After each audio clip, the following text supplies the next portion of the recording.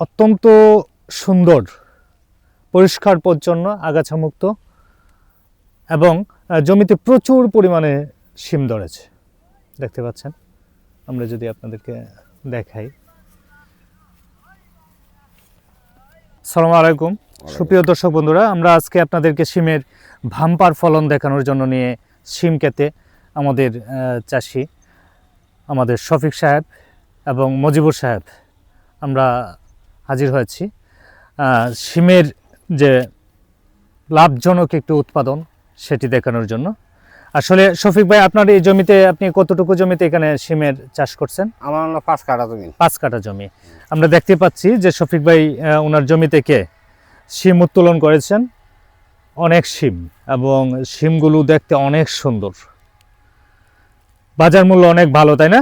জি, মানে অন্যান্য শিমের তুলনায় এই শিমটার বাজার মূল্য ভালো পাওয়া যায়, কারণ বীজ হয়েছে না। আর এই শিমে যদি বীজ হয় তাহলে শিমটার ওজনও একটু বেশি হয়, তাই না? ওজনে বাড়ে। আপনি এখানে 50% জমি আছে চাষ করছেন। আপনারা দেখতে পাচ্ছেন অত্যন্ত সুন্দর চমৎকার একটি ক্ষেত।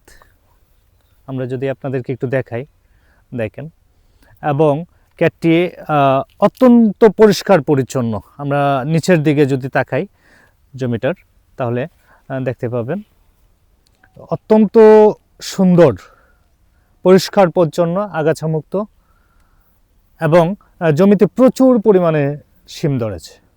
দেখতে পাচ্ছেন, আমরা যদি আপনাদেরকে দেখাই। শফিক ভাই, আপনি যে আপনার এই জমিতে কত টাকা ব্যয় হয়েছে? আপনি অত্যন্ত সুন্দর করে জমিতে মাছা তৈরি করছেন, তাই না? আমার মাছা সালে সবকিছু মিলে প্রায় 40,000। জমিতে আপনি প্রথম কি সার ব্যবহার করছেন? মাটি সার, ডিএপি সার ব্যবহার করছি। ডিএপি সার ব্যবহার করছেন, আর কি জৈব সার ব্যবহার করছেন? গোবর সার ব্যবহার করছেন। যাই হোক, এরপর আর কি পরিচর্যা করতে হয়েছে?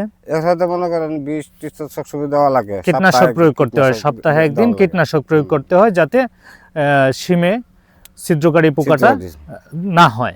আচ্ছা, আপনি কি জাতের শিম এটা করছেন? এটা লাল তীর বাড়ি শিম, একটা লাল তীর। ধন্যবাদ শফিক ভাই। আমরা আপনার কাছ থেকে অভিজ্ঞতা আরেকটু শুনবো যে আপনি এই যে শিম কোথায় বিক্রি করেন এবং আড়তে নিয়ে যান? আড়তে না, বাজারে প্রতিদিন আপনি এখান থেকে কত মন শিম? 4 মন থেকে 5 মন। 4 থেকে 5 মন শিম। আচ্ছা, 30,000 টাকা আপনার এই জমিতে, আপনি 50 শতক জমিতে 30,000 টাকা খরচ করছেন। এখান থেকে আপনি কত টাকা বিক্রি করতে পারবেন বলে আশা করেন? মনে করেন যে 3 লাখ টাকা বিক্রি করার মতো। 3 লক্ষ টাকার মতো। আসলে বন্ধুরা, আপনাদের উদ্দেশ্যে বলছি যে অত্যন্ত লাভজনক একটি সবজি আমাদের এই শিম। রবি মৌসুমের অত্যন্ত জনপ্রিয় একটি সবজি শিম। শিম দিয়ে, শিমের যে বিচি, শিমের বিচি অত্যন্ত জনপ্রিয়। শুকনা অবস্থায় আমরা খেয়ে থাকি, এবং শিমের বীজ দিয়ে আরেকটি হয়, ডাল রান্না করা যায় মাছ দিয়ে, তাই না? অনেক সুন্দর হয়। আমাদের সাথে আছে মজিবুর ভাই। মজিবুর ভাই, আপনি আপনার ফলনে কি সন্তুষ্ট? অনেক। হ্যাঁ, কেমন? ভালো না? আপনি এখন যে শিম এই জমি থেকে পারেন, হ্যাঁ, উঠান, এতে কি আপনার আনন্দ লাগে, ভালো লাগে না? যাই হোক, আসলে কৃষক একটা জমিতে অনেক পরিশ্রম করে, দিন রাত পরিশ্রম করে, মাথার ঘাম পায়ে ফেলে একটা ফসল উৎপাদন করে। আর কৃষক যখন জমিতে এই একটা ফসল ফলায়, তখন যে টাকাটা ইনভেস্ট করে, অত্যন্ত কষ্টের টাকা এখানে ইনভেস্ট করে, সেই ফসলটা এবং ফলনটা যখন ভালো হয়, তখন কৃষকের মুখে হাসি থাকে। আর যদি সেখানে কোনো ধরনের রিস্ক বা কোনো ধরনের ঝুঁকি থাকে, তাহলে কৃষকের সেই উৎসাহটা কমে যায়। এই উৎসাহ ধরে রাখার জন্য আমরা আসলে কৃষকদেরকে সাধুবাদ জানাই, যে আসলে সুন্দর ফলন যেন আমাদের এই কৃষি উত্তর বৃদ্ধি পাক, এবং আমাদের এই ফলন বাংলাদেশ কৃষি এগিয়ে যাক এবং স্বনির্ভর হোক। একটি কথা আমি বলি, যে প্রতি সপ্তাহে আপনি কীটনাশক প্রয়োগ করেন।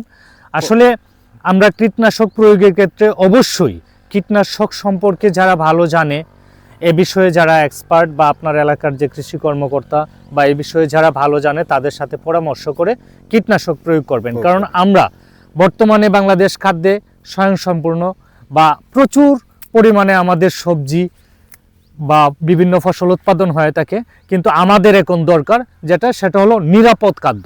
এবং নিরাপদ খাদ্য ব্যবহারের জন্য আমাদেরকে অবশ্যই অবশ্যই কীটনাশক ব্যবহারে সতর্ক হতে হবে।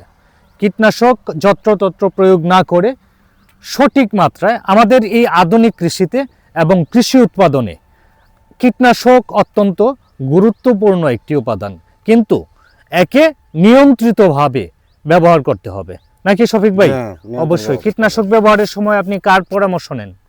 এই যে আমাদের কৃষি অফিসারদের কৃষি পরামর্শ অফিসার- নেন, কৃষি অফিসার থেকে পরামর্শ নেই, তারা ওষুধ বিক্রি করে তার কাছ থেকে আনি। যারা এরা যেমন এই যে ডিলার। কলিল, যেমন এই যে কলিল এই যে আছে, হ্যাঁ আমার ভাই, হ্যাঁ, ছোট কলিল ভাই। ভাই আছে।